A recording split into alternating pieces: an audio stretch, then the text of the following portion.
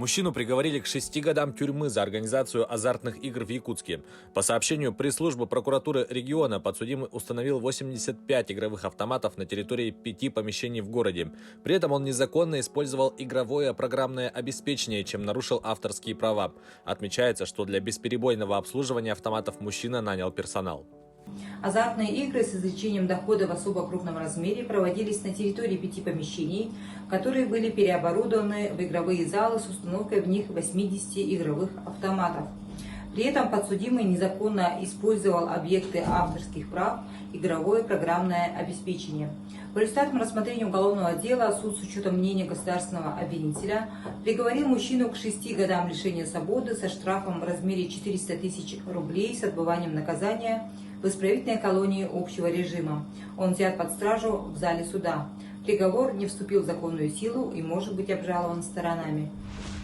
У якутянина изъяли шлихтовое золото на 7 миллионов рублей. По сообщению управления ФСБ, житель поселка Нижнего Курана Халданского района незаконно хранил драгоценный металл с целью дальнейшей продажи. При обследовании его машины обнаружено и изъято природное рассыпное шлихтовое золото общим весом свыше 3 килограммов. Стоимость изъятого драгметалла составила более 7 миллионов рублей. В его отношении возбуждено уголовное дело. В судебном заседании подсудимый согласился с предъявленным обвинением. Алданский районный суд признал обвиняемого виновным в незаконном хранении золота и приговорил к 2 годам лишения свободы условно. Водитель осужден к 10 месяцам лишения свободы за повторное пьяное вождение в Якутске. По информации прокуратуры региона, подсудимый, будучи ранее судим за пьяное вождение, не имея водительских прав, вновь сел за руль автомобиля, находясь в состоянии алкогольного опьянения. Его незаконные действия были пресечены сотрудниками ГИБДД. По результатам рассмотрения уголовного дела суд с учетом мнения государственного обвинителя приговорил мужчину к 10 месяцам лишения свободы с отбыванием наказания в колонии поселений. Полицейские установили подозреваемого в мошенничестве в Якутске.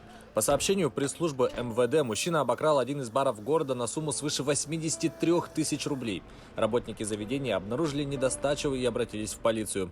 К хищению оказался причастен один из посетителей бара, ранее судимый за кражу 19-летний молодой человек.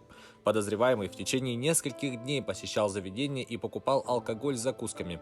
Свои покупки он оплачивал посредством перевода. Как оказалось, злоумышленник показывал работникам бара на своем смартфоне заранее подготовленное поддельное изображение чека с якобы успешной операцией по переводу денег. Житель Усть-Майского района предстанет перед судом за использование фальшивой купюры. Об этом сообщает прокуратура Якутии. По версии следствия, 33-летний безработный обвиняемый с использованием фальшивой денежной купюры номиналом 5000 рублей купил в магазине продукты, получив при этом сдачу в размере более 4000 рублей. В дальнейшем часть похищенных денег он успел потратить на покупку спиртного, после чего был установлен сотрудниками полиции. После утверждения обвинительного заключения прокурором уголовное дело направлено в суд. Якутянин убил товарища в Зимовье в Мирнинском районе республики. По сообщению регионального следкома, мужчина взят под стражу. По данным следствия, 6 декабря трое мужчин выпивали в Зимовье, расположенном на участке таежной местности в Мирнинском районе республики. Между подозреваемым и его 45-летним приятелем на почве личной неприязни возникла ссора, и потерпевший несколько раз ударил приятеля руками и подручными предметами. Подозреваемый вышел на улицу, взял карабин, снаряженный магазином патронов, вернулся и 4 раза выстрелил в потерпевшего. Мужчина упал на пол и от полученного огнестрельного пулевого ранения головы скончался на месте происшествия. Подозреваемый был задержан и 8 декабря заключен под стражу на время предварительного расследования. Двое жителей Верхоянского района признаны виновными в вымогательстве и незаконном лишении свободы несовершеннолетней. Установлено, что в декабре прошлого года подсудимые явились к знакомому мужчине и, избив его, потребовали 100 тысяч рублей. При этом они угрожали убийством и применением насилия в отношении потерпевшего. После этого один из подсудимых потребовал у 17-летней девушки проследовать за ним в машину и, прибыв с девушкой в квартиру своего приятеля под угрозой применения физической силы, потребовал не покидать помещение. Обладая информацией о незаконном удержании несовершеннолетней, потерпевший обратился в органы внутренних дел. Сотрудниками полиции девушка была освобождена, а мужчины доставлены к следователю Следственного комитета. Приговором суда один из подсудимых приговорен к 6,5 годам в колонии строгого режима. Второму подсудимому предстоит провести 5 лет в исправительной колонии общего режима.